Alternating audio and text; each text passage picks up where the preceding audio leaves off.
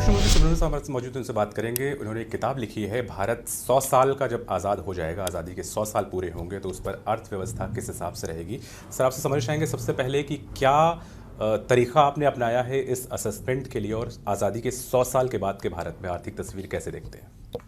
नमस्कार। जैसे मैं हमेशा करता हूँ, मैंने डेटा और आर्थिक विश्लेषण को उसका मेल जोल करके मैंने ये अनुमान लगाया है कि यदि भारत अब से 2047 तक 8% के विकास दर पे विकास करता है तो हमारी जो इकोनॉमी है, अर्थव्यवस्था, वो 55 ट्रिलियन डॉलर की बन सकती है। तो ये 55 ट्रिलियन डॉलर की का जो आंकड़ा है, काफ़ी लोगों को बड़ा आश्चर्यजनक लगेगा। तो इसलिए मैं इसको समझा दूं कि कैसे आर्थिक विश्लेषण से ये आता है। ये 55 ट्रिलियन का जो आंकड़ा है, ये एक्चुअली आश्चर्यजनक ये भी इसलिए भी लगेगा कि यदि आप देखें अर्न्स्ट एंड यंग, जिन्होंने जो ग्लोबल कंसल्टिंग फर्म है, उन्होंने ये अनुमान लगाया है कि 2047 में भारत की जो इकोनॉमी है वो 26 ट्रिलियन की होगी। तो इनमें फ़र्क क्या है, ये एक्चुअली मैं समझा दूं। इसमें इसको समझने के लिए यदि हम 7% का रियल जो बोलते हैं रियल ग्रोथ रेट, विकास दर यदि हम लें, उसमें इन्फ्लेशन जो है 5% माने तो रुपी टर्म्स में जो है 12% बनता है, 7 प्लस 5। लेकिन जब आप डॉलर में आंकलन करना चाहते हैं तो आपको जो डिप्रिसिएशन होती है रुपी की डॉलर के मुकाबले, उसको भी आपको उसमें लेना पड़ता है। तो यदि आप हिस्टोरिकली देखें तो 91 जब भारत ने लिबरलाइज़ किया अपनी इकोनॉमी को, तब से भारत की जो रुपी है वो औसताना करीब 3-3.5% से डिप्रिशिएट करती है हर साल। तो 12% रुपये में जो विकास दर है, वो जब डॉलर में आप कन्वर्ट करेंगे तो क्योंकि डिप्रिसिएशन के कारण जो डॉलर में जो वैल्यू है वो कम होती है, तो इसको आपको घटाना है। तो 12 से यदि आपने 3% घटाया तो 12% से तो 9% आया। तो एक रूल है जिससे आप और हमारे सारे जो दर्शक हैं वो भी इसका इस्तेमाल कर सकते हैं कि कितने सालों में आपका पैसा जो है डबल होगा, दो गुना कितने सालों में। ये रूल ऑफ 72 कहते हैं। तो रूल ऑफ 72 ये है कि 72 को आप 72 को आप एक्चुअली जो विकास दर है उससे यदि आप डिवाइड कर दें तो आपका जो आंकड़ा आता है वो उतने साल लगेंगे। तो 9% में यदि भारत की जो इकोनॉमी है डॉलर टर्म्स में यदि ग्रो करेगी तो 72/9 जो है 8 हुआ। तो 8 साल में जीडीपी जो है डबल होगी, दोगुना होगी। और 2023 से 2047 तक का ये जो पीरियड है, इसको लें तो इसमें 24 साल है, और 24/8 3, यानी कि 3 बार डबलिंग होगी। तो इसको समझें, 2023 में हमारी जो इकोनॉमी डॉलर टर्म्स में 3.28 ट्रिलियन डॉलर थी, उसको थोड़ा अप्रॉक्सीमेट करते हैं 3.25, थोड़ा कम ही समझते हैं उसको। तो यदि 3 डबलिंग होगी तो पहला डबलिंग 3.25 से 6.5, दूसरी 6.5 से 13, एंड तीसरा 13 से 26। तो ये जो है आपको समझाता है कैसे कि ये अर्न्स्ट एंड यंग की जो 26 ट्रिलियन डॉलर की जो उनकी का अनुमान है वो कैसे आता है। लेकिन इसमें एक बहुत अहम जो एक अनुमान लगाया गया है कि जो डिप्रिसिएशन है वो जो हिस्टोरिकली जो औसताना रहा है वही रहेगा आगे भी। लेकिन ये मैं समझता हूँ ये एक गलत अनुमान है, क्योंकि 2016 से भारत ने जो इन्फ्लेशन टारगेटिंग फ्रेमवर्क है इसको अमल किया है, जिसके चलते भारत की जो रिजर्व बैंक को इन्फ्लेशन 4% पे रखना है, 4+-2, यानी कि 2% से 6%। अब मान लीजिए थोड़ा ज़्यादा भी हो जाए, और यदि आंकड़ों को भी देखें तो 2016 से 2024 तक का जो औसताना इन्फ्लेशन रहा है वो 5% का, इसीलिए मैंने 5% लिया था। तो अब दोबारा यही इन आंकड़ों को करते हैं, 8% की यदि विकास दर हम अनुमान लगाएं, 5% इन्फ्लेशन, तो आपका जो रुपी टर्म्स में 8 + 5 13% हो गया। इसमें से 1%, जैसे मैंने बताया आपको, 1% ही मेरा अनुमान, मेरे विश्लेषण करके जैसे बता रहा हूँ, तो 1% यदि आप घटा दें तो आपका जो विकास दर डॉलर टर्म्स में 12% आता है। तो दोबारा रूल ऑफ 72 हम इस्तेमाल करें तो 72/12 आपका 6 बना। तो 24 साल में अब 24/6 क्या है, 4, यानी कि 6 साल में डबलिंग होगी तो 4 बार डबलिंग हो गए। तो 3.25 से 6.5, 6.5 से 13, 13 से 26, लेकिन ये सिर्फ 3 डबलिंग हुए, एक और डबलिंग बाकी है अभी, जब 12% पे ग्रो करेंगे तो आपका 26 से 52। तो ये साफ साफ दर्शाता है वो, ये तो मैंने एक्चुअली एक अप्रॉक्सीमेट कैलकुलेशन आपको बतलाया, किताब में मैंने एक प्रिसाइज कैलकुलेशन की है इसी विश्लेषण को लेकर कि भारत का विकास दर यदि 8% रहा तो हमारी जो इकोनॉमी है ये 55 ट्रिलियन डॉलर की बन सकती है। और ये बहुत अहम है क्योंकि यदि 55 ट्रिलियन डॉलर की हमारी इकोनॉमी होगी, और ये हो सकती है, और जैसे मैंने कहा 8% विकास दर जो है सबसे अहम है उसके लिए, तो भारत जो है उस समय की जो सबसे बड़ी अर्थव्यवस्था है उसके करीब बराबर बन जाएगा। और इस तरह की जो स्थिति जो भारत सबसे बड़े अर्थव्यवस्था के बराबर था, ये करीब 13वीं या 14वीं शताब्दी में था। तो ये जो 25 साल हैं आगे किसकी, ये एकदम ये once in a few centuries, मतलब कुछ शताब्दियों में एक अवसर है कि भारत जो सबसे बड़ी अर्थव्यवस्था है उसके करीब उसी के मुकाबले बन जाए। तो इसीलिए ये अमृतकाल है, जैसे प्रधानमंत्री जी ने बतलाया है। बिल्कुल, और इन आंकड़ों पर भरोसा करने का मन इसलिए भी होता है क्योंकि आप ही वो शख्स है जिन्होंने सबसे पहले वी शेप इकोनॉमी की बात कही थी जब पूरी दुनिया कोरोना महामारी के दौर से गुजर रही थी। लेकिन आपसे ये भी समझना चाहेंगे कि उस दौर में भी तमाम बातें होती थी कि हमें आत्मनिर्भर होना है, उस मोर्चे पर हम कहाँ तक पहुंचे हैं और क्या चुनौतियां आपको आत्मनिर्भर भारत बनने की दिशा में दिखाई देती हैं? देखिए, ये जो भारत ने कोरोना के समय में जब आत्मनिर्भरता की बात की, प्रधानमंत्री जी ने जो बात की, ये अहम है क्योंकि हमें जब हमारी इकोनॉमी 55 ट्रिलियन डॉलर की बनेगी तो उसमें जो डिमांड भी बढ़ेगी, तो काफ़ी बड़ी मिडिल क्लास बनेगी। इस मिडिल क्लास को आपको रेफ्रिजरेटर, टेलीविज़न, 2 व्हीलर, 4 व्हीलर, सारे जो ऐसे गुड्स हैं, फ़ोन्स, कंप्यूटर्स, ये सब की ज़रूरत पड़ेगी। तो यदि हम इसको भारत में नहीं बनाएंगे तो इसका जो है हमें निर्यात करना पड़ेगा, आयात करना पड़ेगा, तो इंपोर्ट करना पड़ेगा। और इसीलिए हमें, और यदि हम उसको आयात करेंगे तो हमारी जो ट्रेड डेफिसिट है उस पर असर पड़ेगा, और करंट अकाउंट डेफिसिट, और इसीलिए भारत को आत्मनिर्भर बनाना जो है बहुत ही अहम है, ताकि ये जो डिमांड है इसको हम हमारे प्रोडक्शन से ही इसकी पूर्ति कर पाएँ। दूसरी बात जो है, भारत की जो अभी जो आबादी है ये काफ़ी युवा आबादी है, तो युवाओं को रोज़गार जो है बहुत ही अहम है। इसीलिए किताब में मैंने जो 4 पिलर्स जो बताए हैं उसमें दूसरी पिलर जो है सोशल एंड इकोनॉमिक इंक्लूजन, यानी कि आर्थिक दृष्टिकोण से और सामाजिक दृष्टिकोण से जो हमारे युवा हैं उनको एक्चुअली उनके लिए अच्छे अवसर देना रोज़गार के ज़रिए, ये बहुत ही अहम है। तो यदि भारत आत्मनिर्भर नहीं बनेगा, हमारी मैन्युफैक्चरिंग सेक्टर यदि नहीं बनेगी, तो रोज़गार जो है उतना जितना हमें चाहिए उतना रोज़गार हम नहीं बना पाएंगे। इसीलिए इसमें आत्मनिर्भर भारत में और उसमें जो है मैन्युफैक्चरिंग सेक्टर की जो है उसमें जो जोर दिया जा रहा है ये बहुत ही अहम है। सर, इस दिशा में निजी क्षेत्र को आप कितना अहम मानते हैं, उनका रोल? क्योंकि सरकारी खर्चा तो लगातार बढ़ता जा रहा है, बजट में ऐसी तमाम योजनाएं भी होती है जो निजी क्षेत्र को प्रोत्साहित करने वाली होती हैं, लेकिन निवेश उनकी तरफ से नहीं आता। चाहे मेक इन इंडिया की बात करें या PLI स्कीम बात करें, भागीदारी तो हो रही है लेकिन उसका असर नहीं दिख रहा है। इसमें जहां मेरे अनुसार जो आंकड़े, जो अभी आर्थिक सर्वेक्षण जो आया, आर्थिक सर्वेक्षण में आंकड़े देखें तो मुझे लगता है कि जो निवेश की जो स्थिति है इतनी ख़राब नहीं है जितना आप बतला रहे हैं। यदि आंकड़ों पे देखें तो 2023 में जो नेशनल अकाउंट स्टेटिस्टिक्स जो NSSO की जो डेटा है उसमें जो निजी कैपेक्स है वो 19.8% से बढ़ा है, तो ये तो अच्छा विकास दर है।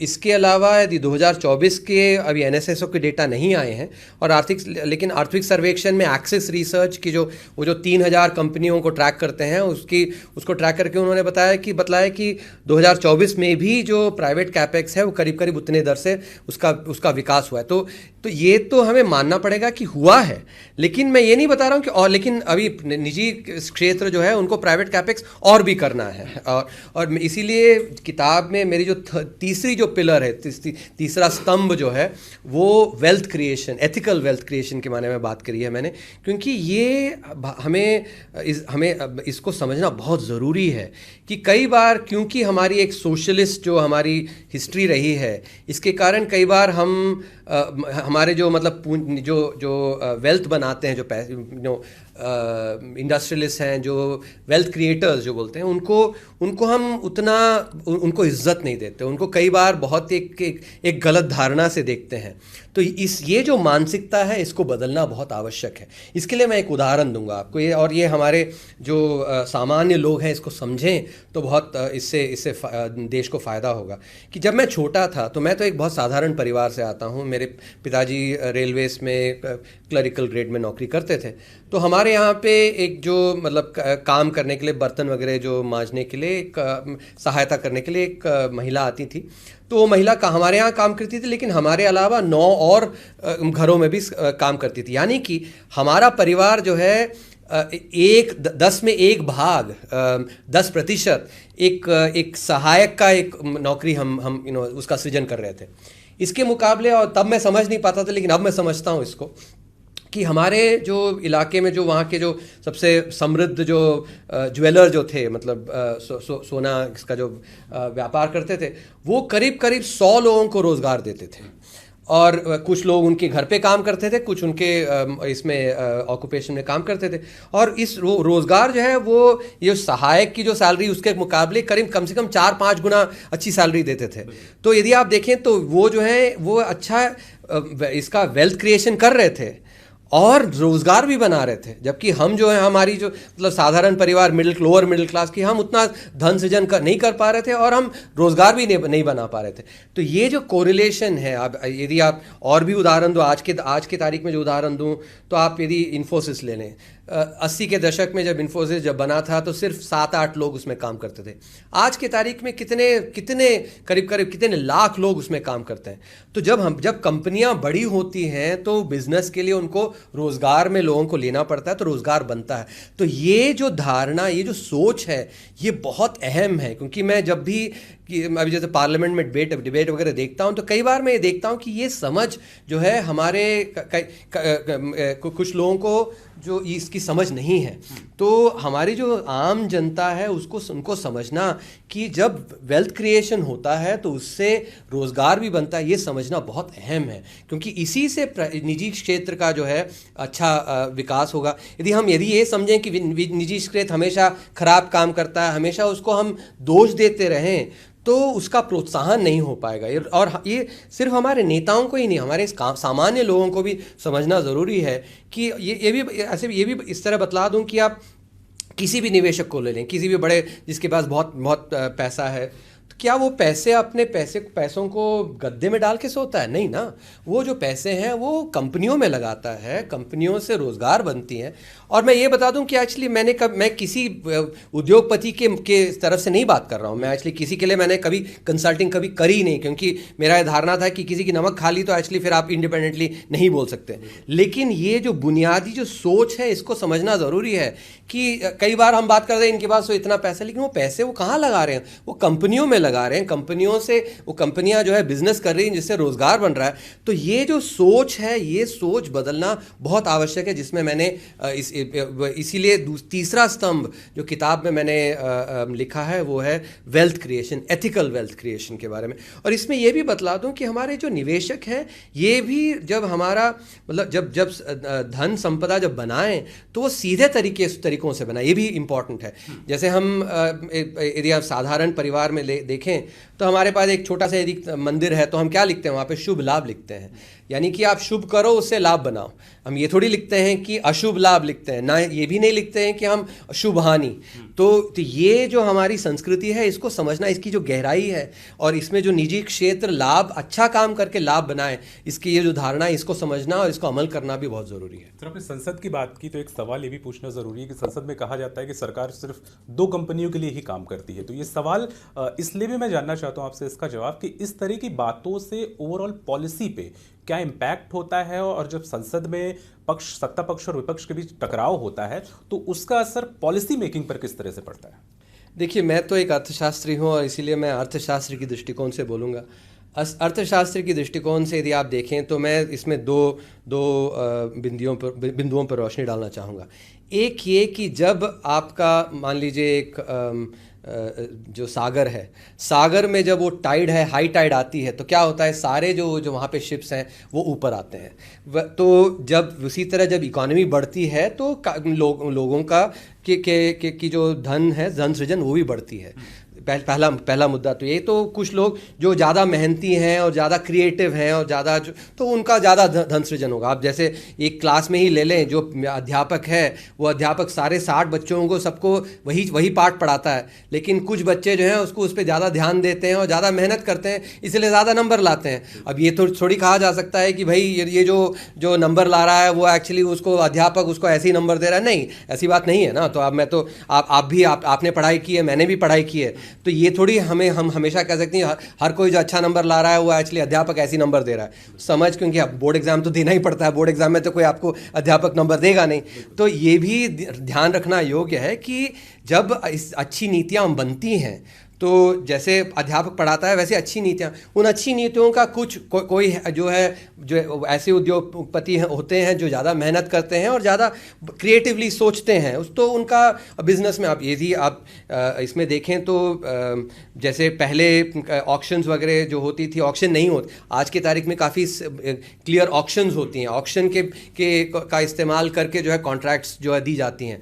तो इसीलिए ये भी ध्यान रखना ज़रूरी है कि जब भी इकॉनमी बढ़ती है तो कुछ लोगों की जो धन संपत्ति है वो बढ़ेगी। और ये आखिरी मुद्दा जो इसमें मैं रोशनी डालूंगा कि यदि आप देखें तो सिर्फ पिछले 10 साल ही नहीं, 1991 से, और जो आंकड़े मैंने बताए, कितने लोग हैं हमारे, कितने बैंकर्स हैं, कितने स्टार्टअप्स हैं। स्टार्टअप्स को ही देख लीजिए, कितने हमारे यूनिकॉर्न्स बने हैं। तो जो यूनिकॉर्न्स बने उनके जो प्रोमोटर्स वो भी काफ़ी उनका भी अच्छा वेल्थ बना है। तो ये सही नहीं है कि सिर्फ कुछ चंद लोगों का।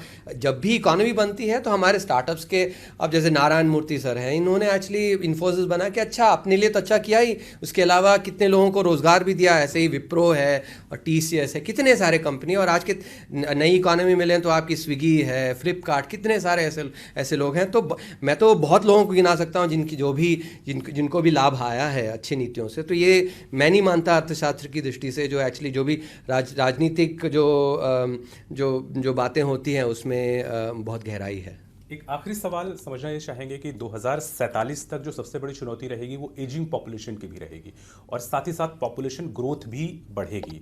तो उनसे हम किस हिसाब से निपटेंगे, क्योंकि हमारे सामने बुजुर्गों की देखरेख का भी एक चैलेंज रहेगा, दवाओं पे खर्चा बढ़ेगा, कई सारी चीज़ों पर और खर्चा बढ़ेगा और आबादी भी बढ़ जाएगी जिसका अलग तरीके से ख्याल रखना होगा। तो ऐसे में नौकरियों को हम कैसे इंटैक्ट रखेंगे और इन चुनौतियों से कैसे निपटेंगे?